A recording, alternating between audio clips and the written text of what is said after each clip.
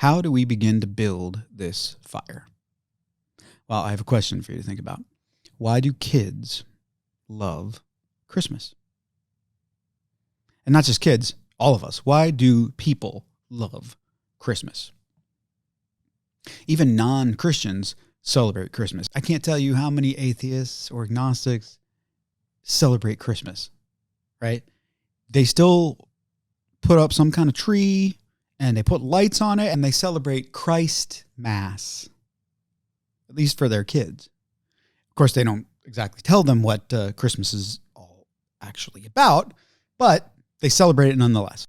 Kids start thinking about Christmas like the day after Halloween, sitting around eating some of that candy, and it dawns on them, Christmas is coming. They skip right over Thanksgiving. They don't even think about Thanksgiving, right? A couple days off of school, big, huge feast, but whatever. It doesn't mean anything to them. Thanksgiving should mean something to us all. Thanksgiving's fantastic. It's a day to be grateful. It's a whole weekend to be grateful of all of your blessings, of everything that is, of everything that was, your family, your friends, everything. I'm already thinking about the turkey and the gravy and the potatoes and the stuffing and the other stuffing and the cranberry sauce. Oh! Remember Sam Kinison? Sorry. Those of you who are my age or older might remember Sam Kinison. He was hilarious. Remember Back to School? 80s movies are so much better than today's movies. Anyway, I digress. Sorry. That's what you call left field. I was all the way out there. But kids start thinking about Christmas immediately, right? They think about it for 2 months. Tell me that's not true. If you disagree, leave your comments in the comment section. But I'm telling you, kids, and not only kids, parents, adults that don't even have kids. Well, a lot of them anyway. You start thinking about Christmas like 2 months ahead of time. People complain about people who play Christmas music before Thanksgiving, right? That's a thing nowadays. And I totally get it. Fine. We are all that excited about Christmas. We start thinking about it 2 months in advance. So why is that? Why do kids love Christmas so much? Is it because of the presents? Sure, it must be because of the presents. I don't think so. You don't anticipate your birthday 2 months in advance, right? 2 months from now, it's your birthday. You're not thinking about it today, tomorrow, the next day, every single day until your birthday. Maybe you start thinking about your birthday 2 weeks before it, maybe a week, right? All of a sudden, one day you're like, oh my gosh, my birthday is like in a couple weeks, right? But we're not thinking about it in anticipation for 60 days, right? Now, what is Advent? Advent is the anticipation of Christmas, right? The preparation. You are getting ready for the coming of Christ. Okay? That's just to kind of sum it up quickly. That's what Advent is. Now, Advent isn't all the way from All Souls Day, but we start anticipating Christmas 2 months in advance. It's not the presents. Well, it is the presents, but it's not the gifts. Now, even kids that don't know the story, right? The greatest story ever told, there's a reason we call it that. Now, even kids who haven't been told the story, right? And don't understand why Christmas is or what it's for or what it means, but they anticipate Christmas nonetheless, and they get their presents on Christmas Day, and it's a joyful day, and they love it and they enjoy it, right? Why? Those of us who are devout in the faith and those of us who are not, why do we anticipate Christmas with such vigor, with such excitement? I think it's because of the mystery. I think it's because of the magic and the mystery of it all. It means something so much that even those who don't know it anticipate it with the same zeal. Right? So, the reason I'm kind of giving you this analogy, in my opinion, is because if that's the case, why aren't we applying that mystery, which causes that zeal, that anticipation, that wonderment, that sense of awe? Why aren't we applying that to all of Christianity? Some of us do. I'm not saying you don't. But we don't teach it that way, do we? I think we should. Why aren't we? When Sunday rolls around and you wake everybody up and say, hey, time to go, get ready, leave, where are we going? We're going to church. And what is the typical response? Oh, church. And then, of course, what do you respond? You'll go to church and you'll like it.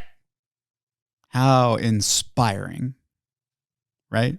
Jesus died for your sins and you're going to praise him. Okay. Good. Right. We are.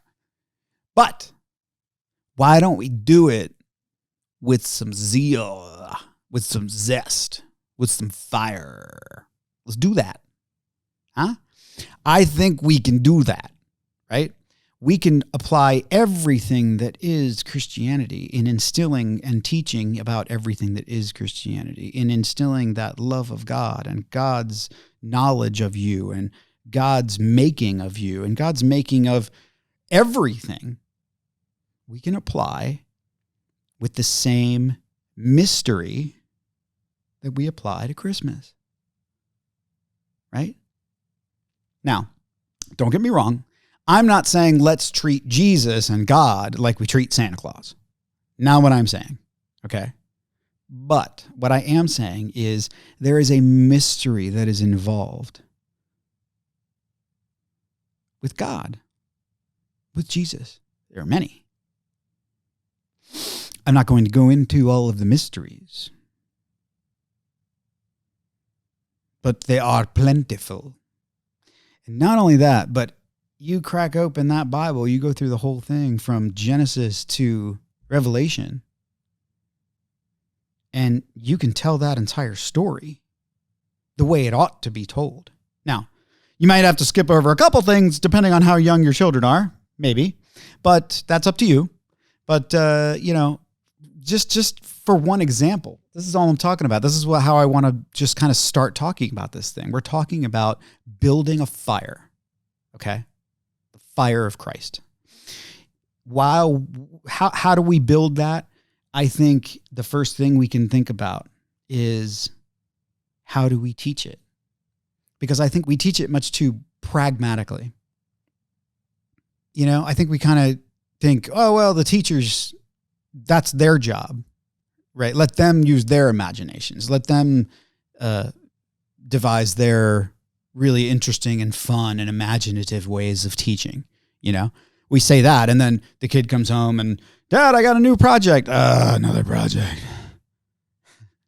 But we can do the same thing. Why don't we teach that way? Why don't we teach the ultimate thing that ought to be taught that way? So we can teach these things with the inspiration that they deserve, with the creativity that they deserve. Okay? And I know you're going, oh man, that's a lot of effort. But that's the point. We put effort into everything, but we don't put effort into this.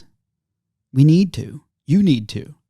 So instead of just doing it so matter-of-factly and letting, an hour every Sunday do it for you, or maybe you send your kids to private school and maybe that does it for you, it still doesn't really do it enough. So I just want this to be a seed that makes us think, how can we apply this? How can we apply the awe that we inspire with Christmas? Because you did that, right? It's not just out in the world and seeing the Christmas sale sign or whatever. You did that by how you treat Christmas every year. So how can we apply this to all of Christianity and all of what we're going to teach our kids? I I think we can start by just thinking about that, right? Just as one example, if every night you read a children's book to your kid, that's fine. I'm not saying don't do that. What I'm saying is maybe every other time, because I'm also not saying only read the Bible, but maybe every other time, maybe you read a story from the Bible, right? Maybe at some point your 4-year-old, 5-year-old goes, read that one again, as opposed to read the Ugly Duckling or whatever, you know? Obviously, there's some stories you may have to push pause on and resume later, right, when they're older. But, you know, there's also another way is that they sell, you know, made for kids Bibles, right? And they sell Bible books or the stories of the Bible with cool drawings and kind of plainly put. I don't know that I would totally love doing it that way, because then you're kind of taking away from something that you shouldn't be taking away from. But anyway, you know, that's another part of I think good parenting is, why do we always dumb it down? I don't think we have to dumb it down. Like I said, you might have to push pause on some of the stories in the Bible that may be a little too much. But, you know, there's nothing wrong with telling your children a story and talking to your children like we talk. That's what makes them smarter, you know? That's what gives them a vocabulary. They read the next book up. They don't dumb it down. You reach higher, right? So you don't have to read this kind of stripped down version of the Bible. You can actually read the Bible story. And as you go, you might pause and explain something. Pause and explain something. Pause and explain something. That's what, honestly, I know obviously I'm a bit of a talker or an explainer or whatever. I am, of course, a storyteller. And it's kind of what I do for a living. So I probably talk too much. But luckily, my son doesn't seem to mind it, you know. And a lot of the time he'll say, whoa, wait, what was that? What's that mean? And I love it. And I'm like, oh, great. Okay. And I explain it, you know.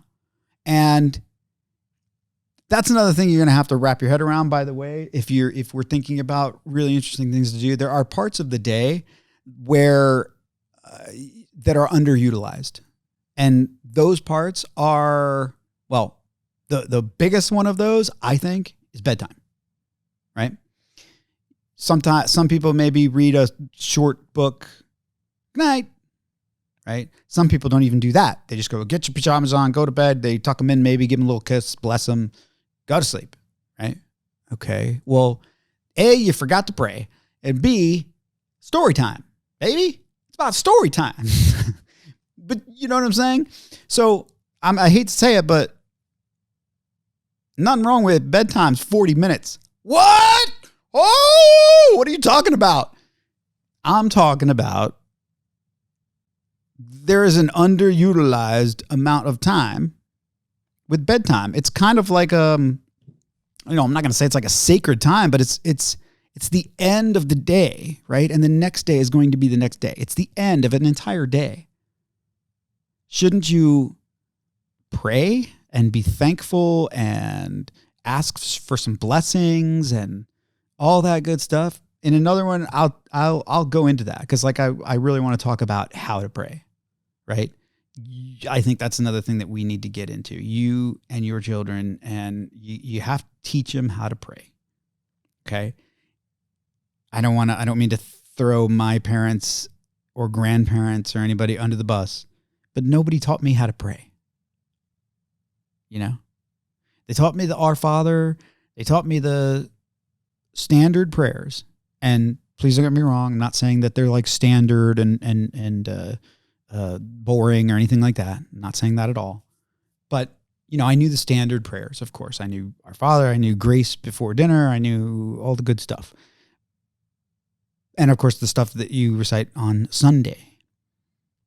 But nobody taught me how to talk to God. And it took me the majority of my adult life to figure out that I even could talk to God. So these are the things that I'm saying we ought to be thinking about. Really. So anyway, that's just the first kind of thought that I had, that I wanted to say, we should first and foremost be thinking about how to teach this, how to impress this thing onto our kids with some awe. It needs to be inspiring. It needs to be what it actually is supposed to be. It's not boring. It's not black and white, cut and dry. It's mysterious. It is a mystery. And that is a big part of what will keep that fire burning. Because if it's just plain old matter of fact, neither here nor there, bleep, bleep, bleep, bleep, bleep, that don't burn. That dog won't hunt. Am I mixing up all my metaphors? Anyway, you get the point. We got to tend the fire. And this is how we do it. Fire. Subscribe.